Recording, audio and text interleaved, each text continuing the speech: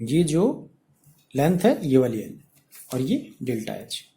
क्या है कि मान लीजिए कोई एक सैंपल था, वो बिल्कुल हॉरिजॉन्टल रखा हुआ था। वो हॉरिजॉन्टल है तो वाटर यहां से इधर फ्लो होगा या इधर से इधर फ्लो होगा, बताइए? कहीं फ्लो नहीं होगा। अगर वो हॉरिजॉन्टल है तो ना इधर से फ्लो होगा ना इधर से फ्लो होगा। अगर उसमें प्रेशर हेड डिफरेंस है, कुछ उसके हेड में डिफरेंस है, एनर्जी लेवल में डिफरेंस है, तो वाटर हमेशा higher energy level to low energy level flow होगा। तो कितना उसमें चेंजेस आ रहा है जिसके कारण कि वाटर फ्लो हो रहा है, इसी रेशियो को हमने हाइड्रोलिक ग्रेडियंट कहा है। मतलब head loss per unit length, कितना एनर्जी में चेंज हो रहा है यूनिट लेंथ में ट्रेवल करने पर, यूनिट लेंथ आगे बढ़ने पर कितना उसमें हेड लॉस हो रहा है, वही है हाइड्रोलिक ग्रेडियंट। अगर वो बिल्कुल हॉरिजॉन्टल है तो हाइड्रोलिक ग्रेडियंट मतलब हेड लॉस कितना है उसमें, हेड लॉस जीरो, क्योंकि दोनों सेम एनर्जी लेवल पे हैं तो लॉस का आएगा। दोनों अगर सेम लेवल पे हैं तो delta H hydraulic head loss कितना होगा, जीरो। और डेल्टा एच अगर जीरो है तो आई भी जीरो होगा, हाइड्रोलिक ग्रेडियंट भी जीरो होगा। अगर ये जीरो है, जीरो ऊपर रहेगा तो हाइड्रोलिक ग्रेडियंट भी जीरो। और हाइड्रोलिक ग्रेडियंट जीरो है तो इसके अंदर से वाटर फ्लो होगा, नहीं होगा। तो डिस्चार्ज वेलोसिटी कितनी होगी, वो भी जीरो। अब हाइड्रोलिक ग्रेडियंट को मैं थोड़ा सा बढ़ा देता हूं, मतलब थोड़ा सा इसको एक एंगल दे देता हूं, स्लोप दे देता हूं। थोड़ा सा हाइड्रोलिक ग्रेडियंट मैंने बढ़ाया तो थोड़ा सा हेड लॉस बढ़ाया, हाइड्रोलिक ग्रेडियंट बढ़ेगा, बढ़ेगा नहीं बढ़ेगा? और हाइड्रोलिक ग्रेडियंट बढ़ेगा तो उससे डिस्चार्ज वेलोसिटी भी बढ़ेगी, पानी को जो फ्लो हो रहा है, रेट ऑफ फ्लो हो रहा है, वो भी बढ़ेगा। अब मैंने हाइड्रोलिक ग्रेडियंट को और ज़्यादा बढ़ा दिया, हेड लॉस को थोड़ा और बढ़ाया, हेड लॉस बढ़ाया, हाइड्रोलिक ग्रेडियंट भी और ज़्यादा बढ़ा, रेट ऑफ फ्लो भी और बढ़ गया। इस तरह जितना मैं हेड लॉस ज़्यादा करता रहूँगा उतना ही हाइड्रोलिक ग्रेडियंट बढ़ता रहेगा और उतना ही जो उसकी डिस्चार्ज वेलोसिटी है वो बढ़ती रहेगी। तो इस चीज़ से क्या निकल के आया कि हाइड्रोलिक हेड लॉस बढ़ाएं या हाइड्रोलिक ग्रेडियंट बढ़ाते हैं तो वेलोसिटी बढ़ रही है। मतलब जो डिस्चार्ज वेलोसिटी है is directly proportional to hydraulic gradient. Clear? अब प्रोपोर्शनलिटी को साइन के हटाने के लिए हम क्या करते हैं, कोई कांस्टेंट लाते हैं। मैथ्स और फिजिक्स के बच्चे तो इजीली समझ रहे होंगे। बायो स्ट्रीम वालों से भी कोई मुश्किल चीज़ नहीं है कि जब भी किसी प्रोपोर्शनलिटी को हम हटाते हैं तो उसकी जगह कांस्टेंट लाते हैं। तो इसको हम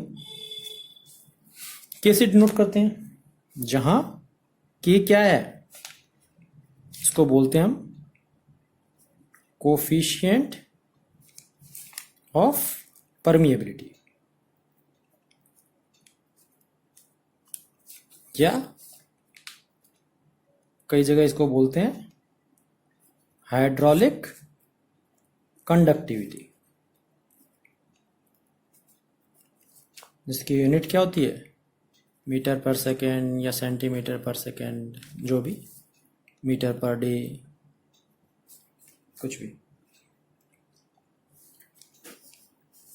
अब क्या है, यहां तक तो क्लियर हो गया। अब जो डिस्चार्ज वेलोसिटी है, डिस्चार्ज वेलोसिटी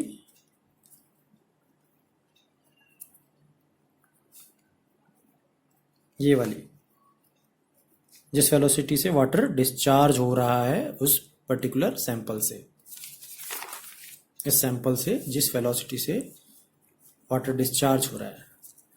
अब जितना वाटर हमने यहां से दिया वो हमें पता है, वॉल्यूम पता है हमें, हमने 1 लीटर दिया, 2 लीटर दिया, 1 मीटर क्यूब दिया, हमें पता है। और ये एरिया भी पता है हमको, हम नाप सकते हैं। अब डिस्चार्ज वेलोसिटी v को हम इससे भी ऐसे भी रिप्रेजेंट कर सकते हैं, टोटल वॉल्यूम जो हमने दिया उसको, डिस्चार्ज वॉल्यूम अपॉन 1 सेकेंड में हमने कितना डिस्चार्ज वॉल्यूम, उसमें से कितना डिस्चार्ज किया, और एरिया भी पता है हमें। डिस्चार्ज किया वॉल्यूम मान लीजिए 1 मीटर क्यूब दिया, 2 मीटर क्यूब दिया 1 सेकेंड में, ये हमें पता है। और अगर उसको हम अगर एरिया से डिवाइड कर देते हैं तो एक डिस्चार्ज वेलोसिटी आती है। समझ आई बात भाई? हमें ये पता है कि इसमें से हम 1 सेकेंड के अंदर या 1 मिनट के अंदर हम इतना पानी डाल रहे हैं। 1 मीटर क्यूब पानी हमने 1 सेकेंड में डाला, और ये एरिया हमें पता था 1 मीटर स्क्वायर था, तो उसको अगर हम इससे डिवाइड कर देते हैं हमें तो डिस्चार्ज वेलोसिटी निकल के आ जाती है, जिसको हम इस तरह रिप्रेजेंट कर सकते हैं, v equals to Q upon ए।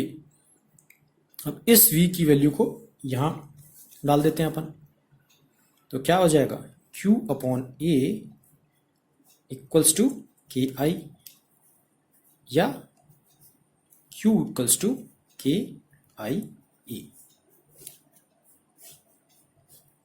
ये हमारा डार्सी लॉ यही कहता है कि q equals to K I A.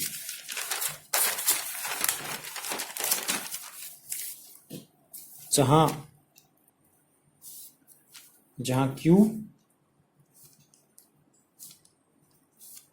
q क्या है,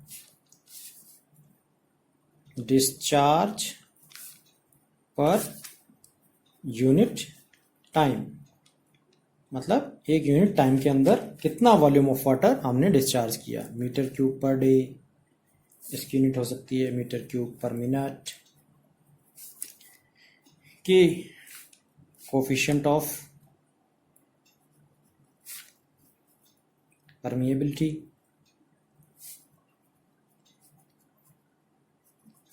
या हाइड्रोलिक ग्रेडियंट जिसकी यूनिट मीटर पर सेकंड है, आई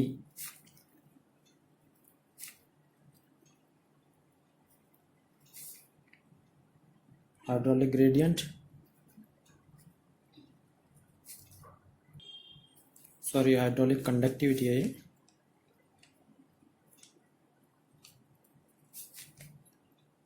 ये, एरिया ऑफ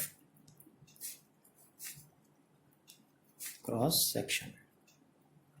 तो क्लियर है, ये हमारा रिलेशन निकल के आया डार्सीज लॉ का। I think it is clear. Thank you.